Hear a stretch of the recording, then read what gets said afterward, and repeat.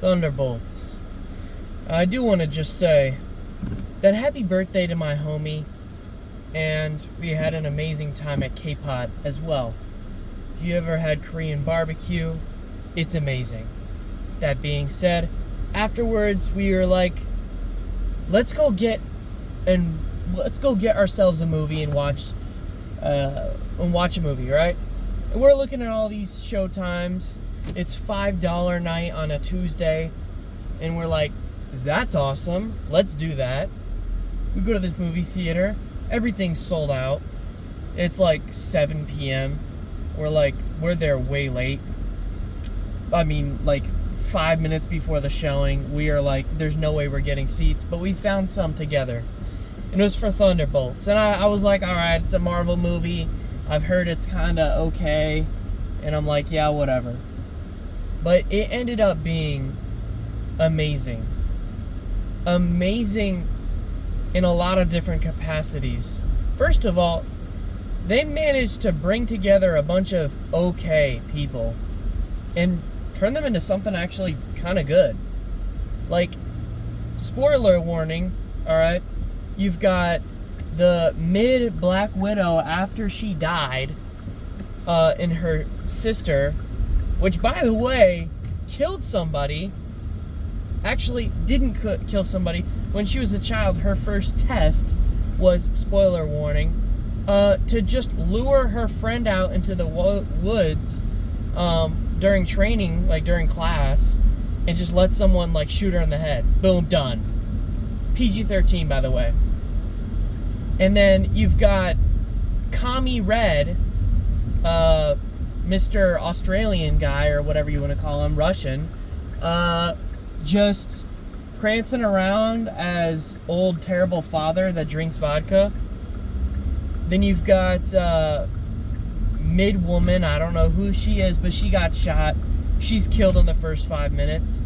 Then you've got Ghost, which was the villain from Ant-Man 2, which was just, like, I'm pretty sure she was just sick and she got it better, and everyone's like doing their own backstory all in one shot. And then you've got like fake Captain America that I thought they pulled from like Homelander in The Boys.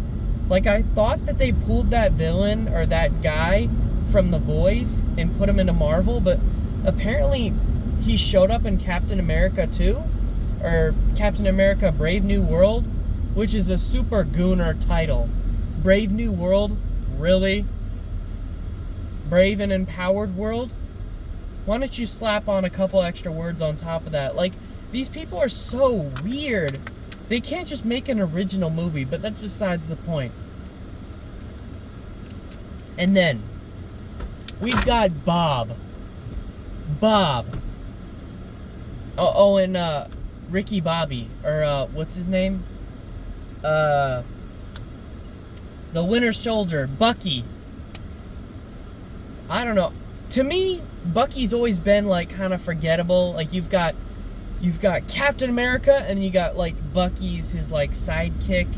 He's kind of good. He's kind of bad. I don't know. We don't care. You know, and it's like, it's okay. I think he's gotten better over time. Well, all he has is the soldier stare. He has no humility to him yet.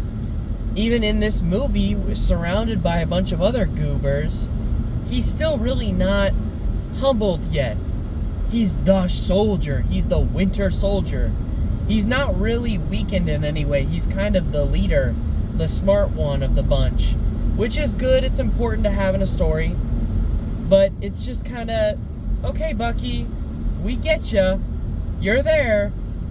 I don't know. I've never been a fan of Bucky entirely. I mean, it's still a cool character, but it's just Captain America with extra steps. Like, what are we doing here? Come on. But the backstory of him killing Iron Man, Tony Stark's parents, that's kind of clutch.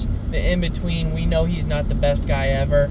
So the in-between, that anti-hero, kind of hero, back and forth, is really, really cool. Because not everyone's perfect, right? And if you want your film to be real, and authentic and cinematic and feel like you're there, feel like these characters are truly real, you have to make them a little terrible sometimes. They can't be perfect. And that's where I get to Bob, or Celestial, or Super.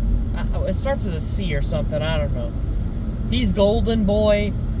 They've dyed his hair blonde, and he's got like a gold suit on. I don't know. It's kind of...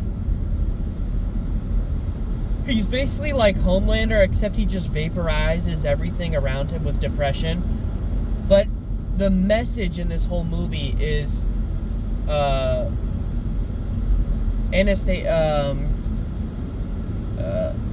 Black Widow's sister, I don't know her name. Black Widow's sister is super depressed in the beginning. She's unfulfilled with work. So is her father, and that there's a whole like backstory relationship with that, where they're coming together throughout the movie. On top of that, you've got a group of people together that have terrible things happen to them in life. They're not good people, but they've also had bad things happen to them. And then on top of that, they come together as friends. And then you've got one person who's unfulfilled with their job and wants to die, or wants to just give up. And then you have someone else who has had a drug problem, high on meth, and did all kinds of things. And then now he just wants to be better. You know, he wants to get better.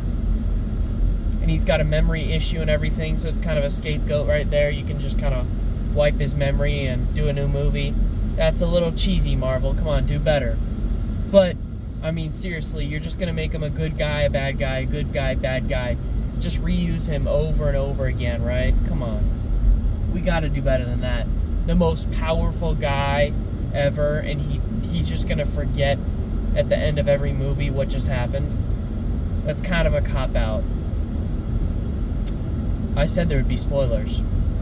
And then the second thing is the entire power of just wiping everyone out and putting them into purgatory is kind of crazy. And you can't break out. It's just endless. So he's basically the devil. And he's got an ego or depression. There's no in between. Which is crazy because in the beginning of the movie, he's humble and depressed. But at a certain point, his depression takes over to the point where he's just the void. I really like that split personality stuff, though. That's where true villains and heroes come out. That back and forth anti-hero is more defined in a movie when you have someone that has a split personality. You can really see the difference in who they are. It's a lot easier to figure out. But the main message of the movie is that, you know, you think you're alone, and you are alone sometimes, but you're not truly alone. There's always someone that you can meet, and there's probably someone already around you that you've chosen not to be with because you think that they may not help you enough, or they may not care for you enough, or they just don't care about you, but that's not true, they do. And Thunderbolts didn't feel cheap because right then and there, when he said that all he felt was void on the inside, it made sense to me. Because that's how I feel sometimes, and that's how other people around me feel sometimes, is that void, that darkness on the inside of you that just kind of consumes you. You know, there's no strength over it. It's just pain. And it's good to get a superhero movie about mental health that isn't cheesy. Because don't get me wrong, there's been a lot of cop-out, cheap, garbage Marvel movies, and really, in general, a lot of movies. You've got nostalgia bait.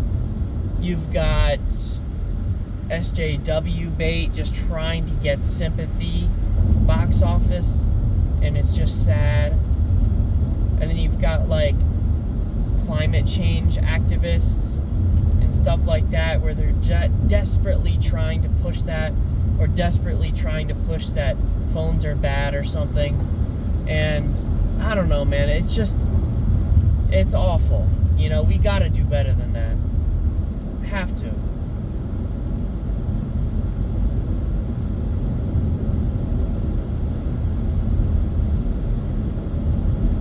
Sorry, there's a little policeman up there. I don't want to get in trouble. But anyways, had a great time. It was an amazing movie, it really was.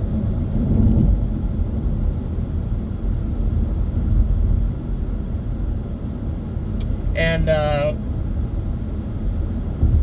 Thunderbolts is a great movie. I don't know why people are saying it's okay or mid or whatever. Thunderbolts is great. It's a great Marvel movie. You should go watch it if you haven't already. I spoiled the hell out of it. It's got a great setup for movies to come, and maybe Marvel directors said, hey guys, I know we've been making a slop ever since like Endgame, but what if we made a good movie? And what if we made like a good TV show? And I think they're getting to that. They are reusing actors from terribly done movies. But that's besides the point. I'm just happy y'all are headed in the right direction. Congratulations. Took you long enough. That being said, I don't know. You know, Thunderbolts is about getting closer to people. You have to. And that's what I'm hoping for soon is to get closer to people, you know? This guy's right on my butthole. Right on my butthole.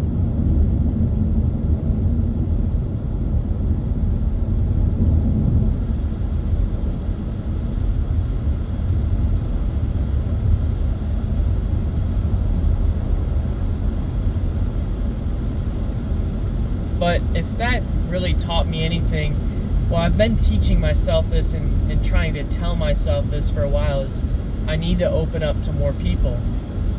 The problem with opening up is that you're more vulnerable. And I've closed down for so long. I've sheltered up, I've shielded up around the people I love, the people I like, the people I've wanted to spend time with, because, well, I don't trust anybody, you know? I felt that, well, I mean, if you open up to somebody, they use it against you career-wise, socially, destroy you, and it's prevented me from, you know, spending time with people that I should have spent time with, and forming connections that I should have made. But if you watch Thunderbolts and or any other TV show like it or movie, and maybe you get that feeling where maybe you're not doing enough to meet people around you, I hope you take that next step, and I hope that you start talking to people more, start greeting people that, you know, you're not necessarily wanting to greet because you're tired and you're an introvert and you don't really want to talk to everybody, but you do it anyways.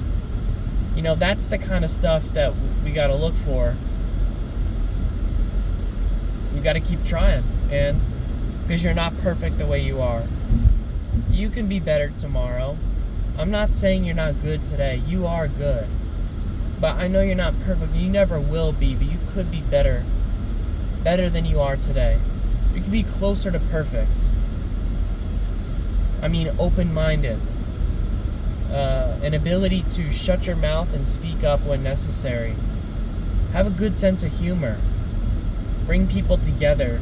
Be a leader. Do good work. Have something fulfilling to your life. Something that matters. You know, something that challenges you. Makes you have to keep fighting for it every day. Keep fighting to stay alive. Fighting to keep going. You know, that's the kind of pressure that keeps us human. It keeps us here. Competition. Love and war.